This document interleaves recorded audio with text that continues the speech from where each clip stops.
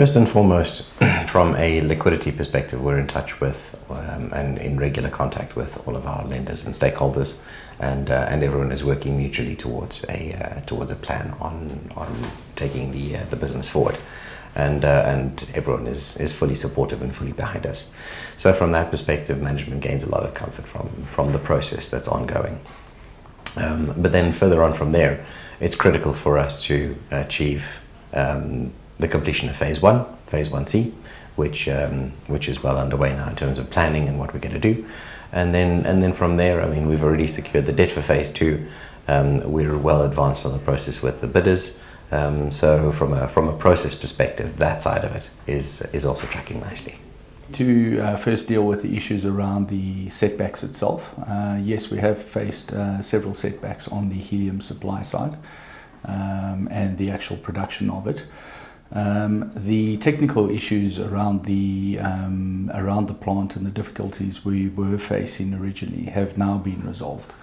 We're in a position where we have stabilized the system. The system is producing liquid helium, albeit at a low production rate as a result of the amount of gas we're feeding into the system. That has a consequential knock-on in terms of the ability to fill and cool down an ISO container. The challenge with filling an ISO container requires the container to be cooled down to minus 269 degrees. And in order to get there, you need to overcome a lot of boil off as you're bringing a container down from ambient temperature to minus 269 degrees. At the level of production, we're facing a significant amount of boil off, and this is purely a physics issue.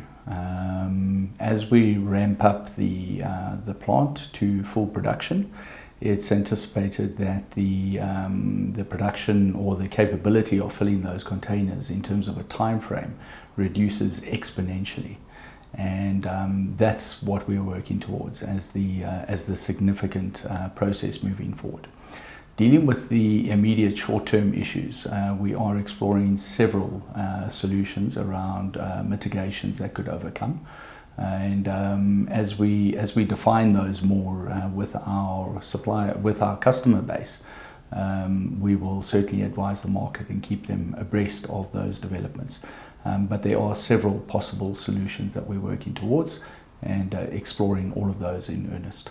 The key focus for us right now is plant stability and operability. So following our maintenance period that we undertook, the annual maintenance that we undertook in September last year, the system has been significantly more stable than it was in the months preceding that. So we're at the point now where we feel like we have the system under control. We have seen the level of stability increase and the reliability to our customers in terms of our deliveries improve. Coupled with that is very much the same answer in terms of my helium response. And because we operate a single train, essentially LNG and helium, we need to now make sure that we ramp up the production feeding the plant with new additional wells. The long lead items that are required that would service and promote that gas being injected into the system have already been ordered, such as compressors, pre-treatment skids, etc., etc. The piping for the pipeline that would need to be constructed to connect those wells into the system. It's already on site, and simply it's now a matter of execution. So as we go through the process to execute and install, drill and then install and connect the lines, we'll see the plant ramp up and achieve its design capacity in terms of what it was originally engineered for. And at this stage, even though we're operating below the rated capacity of the plant, it's still within the design specification. So we're quite pleased with what we have in the system. Delivery.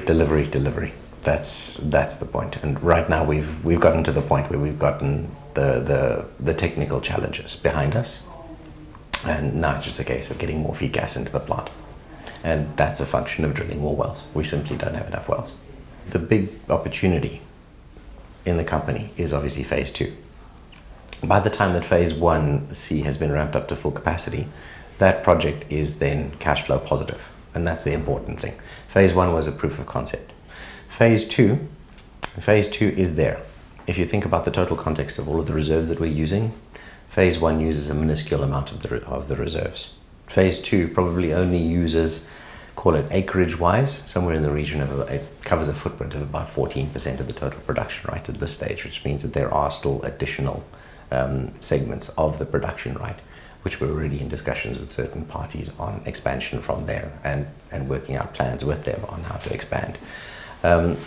But the truth of the matter is that phase 2 is a very relevant project in our lives. We're still massively focused on it, and we're working with our lenders, and our lenders understand the challenges, and our lenders are fully supportive of us developing the phase 2 project.